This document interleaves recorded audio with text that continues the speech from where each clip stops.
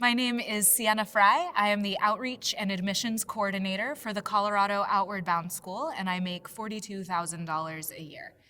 My relationship to money started when I was a very young girl. My mother is really proud of being financially independent, and she really wanted to instill those values in my sister and I. So when we first started raising rabbits and sheep and goats and all of these animals on the farm, she worked with us on budgeting. As I got older, I had more and more responsibility with the managing of the money that we would put into these 4-H and FFA projects. And by the end, I was solely doing it through my own savings and checking accounts.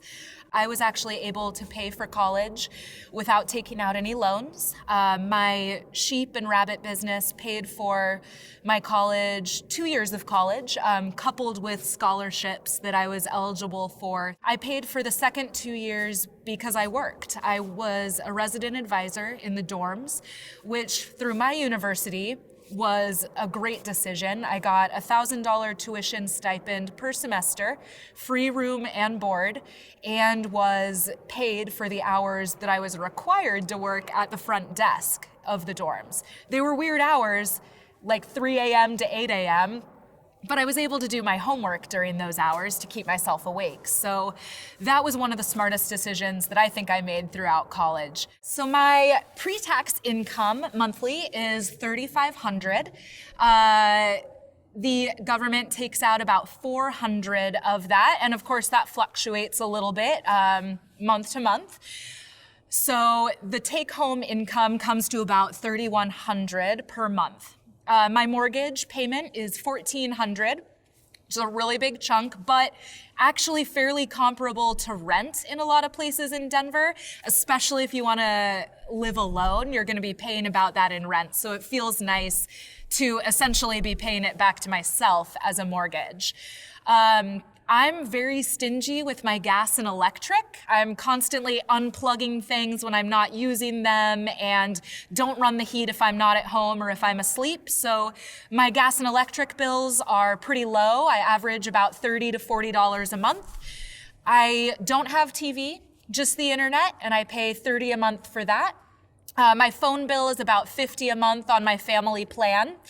I do pay $100 a month in gas, and a lot of that is because I'm always going up to the mountains to explore these great activities that Denver has. I don't have a student loan and I don't have a car payment. I pay about $200 a month in food, and again, that fluctuates. It's going to be more in December because I have holiday meals to procure. And then, of course, that can get a little bit higher if for some reason I'm too lazy to cook and I go out to eat a lot that month. I pay about $150 a month on my credit card. That's whether or not I'm paying down a balance. I try to always pay at least $150, and I try not to have a balance carry over every month. I do set aside about $150 for entertainment. That's beers with friends, that's concerts, maybe going into a state park that I don't have a pass for already. So I'm left with about $990, and I try to put about $300 of that directly into my savings account. That gives me $690 to have towards an emergency fund or to make improvements around the house, or I gotta buy kibble for the dog too, and that comes out of that $690. The only loan that I currently have is my mortgage. It is large because it's brand new, so I haven't gotten to pay much off of it yet. And that's my only loan right now. I was pretty blessed because of my savings outlook to not have car payments.